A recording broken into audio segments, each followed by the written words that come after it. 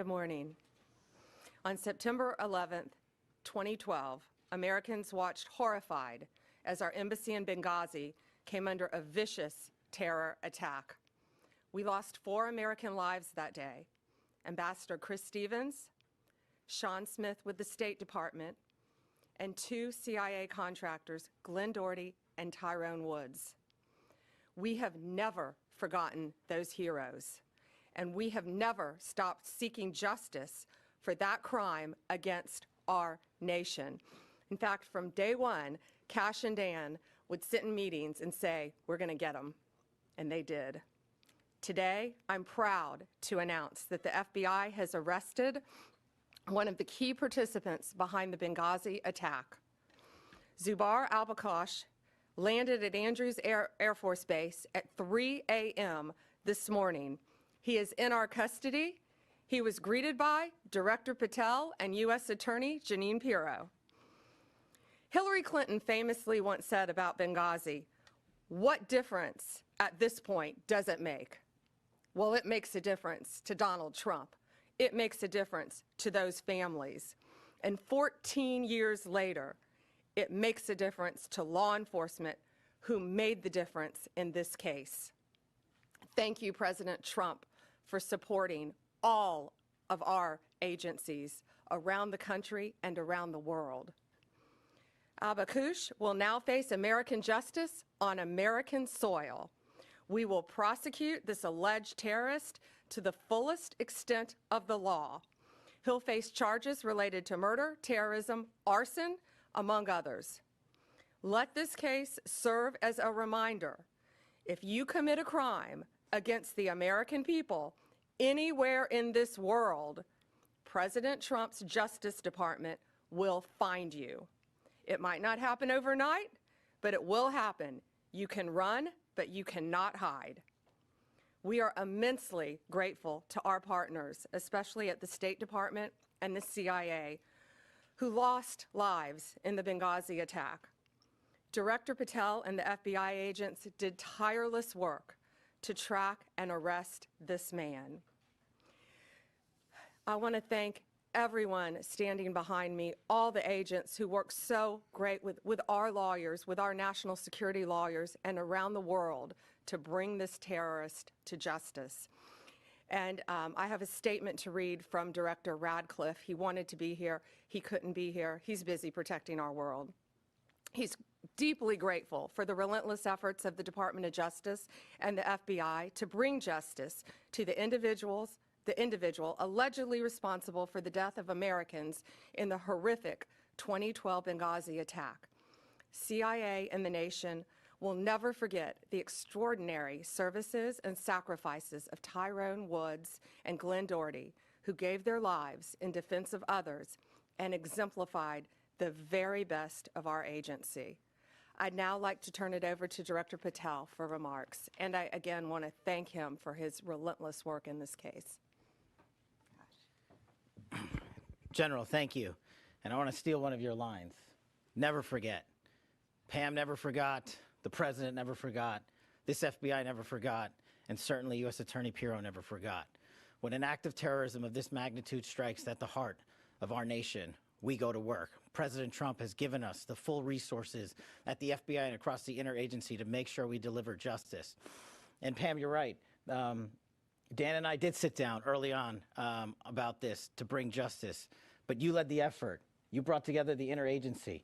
You said we are going to get this done because no one agency alone can do it. So we are thankful to have an Attorney General at the Department of Justice who works together with every single cabinet secretary and enforce the law. What you saw today, and I want to get, or what you're going to see today, I want to address in a minute, but I want to remind the folks out there the work of this Department of Justice. We were here just a few short months ago talking about how we were going to raise the RFJ for another violent offender on the run, Ryan Wedding. And what did we do under Attorney General's leadership? And what did we do when President Trump said, go get the worst of the worst? We captured him. We captured together, under President Trump's leadership, 6 of the FBI's most wanted fugitives in 1 calendar year. To put that in perspective, that is 2 more than the entirety of the prior administration. And you cannot do that alone at the FBI. You have to have an Attorney General and a Department of Justice willing to prosecute, willing to go to the four corners of the earth and make sure we deliver justice. And that's what we're doing here today. I was at the airfield with U.S. Attorney Pirro earlier this morning when we did the formal foreign transfer of custody of Bakush into U.S. custody to face prosecution under her auspices and her office. And the Department of Justice are going to execute justice for the fallen. As a young prosecutor at CTS, the National Security Division, I worked on the Benghazi case. This was very near and dear and personal to me. We lost 4 brave Americans in Chris, Sean, Kyle, and Steve. And we can never, ever, ever forget them. Ever. And we will not. In order to put something like this together, it doesn't happen overnight. The FBI's hostage rescue team, the FBI's critical incident response group, our special flight operations unit, and countless others, along with the agents in the New York field office who never forgot Benghazi and never let the world forget it, endured over a decade to bring yet another terrorist who killed 4 Americans to justice. That is a relentless pursuit of mission that can only happen when you have an interagency who's willing to get after it. I'm extremely thankful to the CIA and Director Ratcliffe and our other law enforcement partners for making sure that the world knows that if you kill an American citizen in an act of terrorism, we will hunt you down. We will bring you to justice, and you will face justice here in America, not in another court and not in any other proceeding around the world, but here. You killed our own, so we are going to take it to the streets to make sure you are held accountable. Once again, I'd really like to thank the entirety of the FBI, headquarters divisions. There are so many moving pieces to actually execute a foreign transfer of custody. And now we're talking about the 7th, the 3rd in just a couple of weeks. And I don't know if that has ever happened before in U.S. history. It's happening because President Trump backs the blue. President Trump has given law enforcement the resources we need to take the fight across the world. And the Attorney General has been relentless in her mission to make sure that these victims are remembered and that we bring them some semblance of peace by bringing those who killed their loved ones to justice. It's a little full circle for me. Yes, then Director Deputy Bongino and I did sit down and said, how are we going to get this guy? How are we going to find the individual responsible for the Benghazi attacks? And we sat down with Jeanine Pirro, and we sat down with the AG and her team and the Deputy Attorney General. And every single day, every single week, we talked about how we would do it.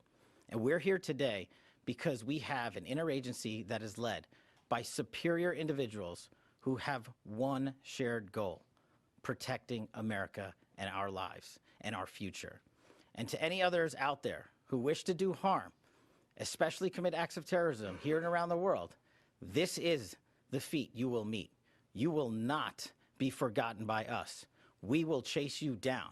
And it is a privilege and an honor to be the director of the FBI and come full circle for me, especially on this Benghazi case, especially with the families I know so well. And for me to you, the families, I just want to personally say, I continue to pray for you. I hope that we can give you a little bit of peace in the utmost difficult of times when you've lost loved ones. And I just want to thank President Trump for delivering that peace and that modicum of justice. Thank you, Attorney General. Thank you, Director. Thank you, Director. And it's now my honor to introduce the woman who will be prosecuting this alleged terrorist, U.S. Attorney Jeanine Pirro. Thank you, Attorney General. 14 years ago, Americans watched in horror as a scene unfolded in a foreign land in one of the most dangerous places in the world for Americans, Benghazi, Libya. An American ambassador, elite military personnel, and a State Department employee were all violently murdered. For 13 hours, the American cavalry never came. For 13 hours, they waited for help that never came. Today, President Trump is making sure that American justice is coming for those individuals responsible for the deaths of those 4 Americans. Bakush is now on U.S. soil because of the President, Attorney General Pam Bondi, and Kash Patel. The FBI, the Department of Justice, never forgot. There are prosecutors in this room right now who have been in the office for 13 years and have consistently handled this matter in this case. This department will never forget the seemingly forgotten in that outpost in Benghazi. Bakoush was first charged by complaint in 2015, which was sealed for 11 years. An indictment, an 8-count indictment, has been unsealed, and it charges Bakoush with the murder of Ambassador Chris Stevens, the murder of State Department employee Sean Smith, the attempted murder of State Department Special Agent Scott Wickland, and conspiracy to provide materials for terrorists and support that resulted in the death of 4 Americans, as well as arson at the special mission. I don't have to go through all of the facts, but every one of us remembers this case. I reported on it when I worked at Fox. I had relationships, as Kash Patel just said, with the families. And last night, as soon as they were in custody, because of Pam and because of Kash, we had a limited unsealing order from Judge Cooper that allowed me to speak to the family members to let them know that justice was coming for Bakoush. I spoke with Sean Smith's mother, who I've known for years and have communicated with for years. I spoke with Tyrone Woods' widow, Dr. Dorothy Woods. I spoke with Ambassador Chris Stevens' family, as well as Glenn Doherty's brother, Greg, as well as his widow. These were people who never expected that justice would be coming. They never knew about the determination in this room and behind me and the incredible work of the FBI along this case for years and years, because this was something that mattered. The Benghazi saga was a painful one for Americans. It has stayed with all of us. And let me be very clear, there are more of them out there. Time will not stop us from going after these predators, no matter how long it takes, in order to fulfill our obligation to those families who suffered horrific pain at the hands of these violent terrorists. And now, I again want to tell everyone that American justice is here, that President Trump will make sure that the cavalry comes for Americans no matter where they are in this world. Thank you. We'll take a few questions. I'm looking, I have a on topic and an off topic. Sure. Tell us a little bit about how he was captured, where he was captured. Was he in jail for a while before? Was he at home? What can you tell us about how this all went down? We're not going to give out a lot of the details, but I'm going to let Kash take what we can say. The general's right. We have to protect the integrity of the investigation and the ongoing prosecution. That's of the utmost importance. It always is, to make sure even this individual receives the constitutional protections only afforded in the United States of America. But an FTOC, a foreign transfer of custody, is executed by the FBI each and every time with special tactical assets, FBI agents, and of course medical personnel.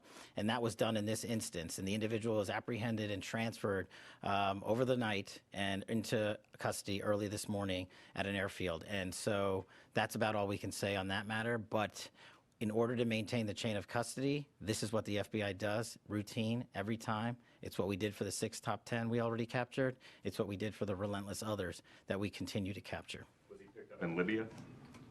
He was picked up overseas. And then if I could just ask you 2 quick off topics. Obviously, this terrible tragedy we're watching in Arizona with Nancy Guthrie. I understand you know Savannah Guthrie. What is the federal government doing right now? Is the FBI now leading the investigation, taking it over from the locals? We're doing everything to assist the locals. We're working with the locals. Breaks my heart for Savannah and for her family. I know she's asked for all of our prayers. So please pray for her beautiful mom, pray for her family that she's returned home. That's all we can say about that at this time. But yeah, I've known Savannah for over 30 years, and it's breaking my heart. If I may, there seems to be a little confusion with DNI Gabbard was down in Atlanta last week for the Fulton County search.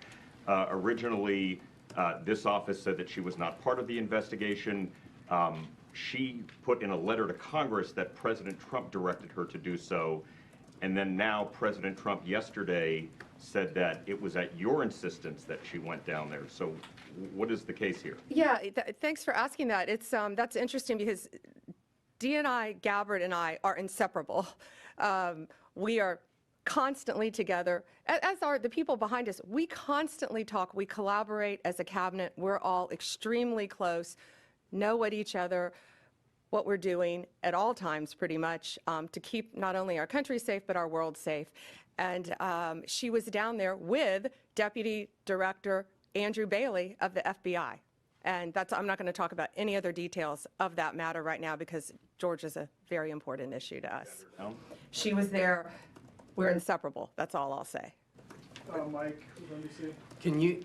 Can you say, was there foreign involvement in the capture of this suspect? What kind of assistance did you get from other countries? I'm going to let Director Patel take that. I think we're not going to be able to say a lot on that matter as well. But, and to you personally, I'm so sorry you and your NBC family are going through this right now. We appreciate it. As the general said, in order to execute an apprehension, a capture, and a foreign transfer of custody, no one agency alone can do it. We did it throughout the interagency here, and of course we're working with partners overseas. And we're not going to get into the details of those conversations and those ongoing matters because as the U.S. Attorney indicated to you, we're not done. And so what we want to do is maintain not just the integrity of this investigation, but the possibility and the promise of bringing more individuals to justice for this heinous act of terror. Thanks. Do we have time for a couple more?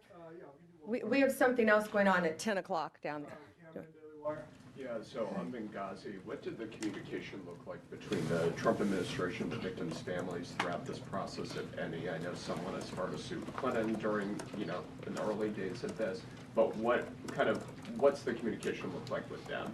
I think what I can say now is that do you want to take that, Director? We've had to keep everything very quiet for obvious reasons up until this point, and then U.S. Attorney Pirro, as she said, contacted all the families, and I think they were absolutely thrilled. I think they had probably lost faith that something would happen, but again, we never forget. Donald Trump never forgets.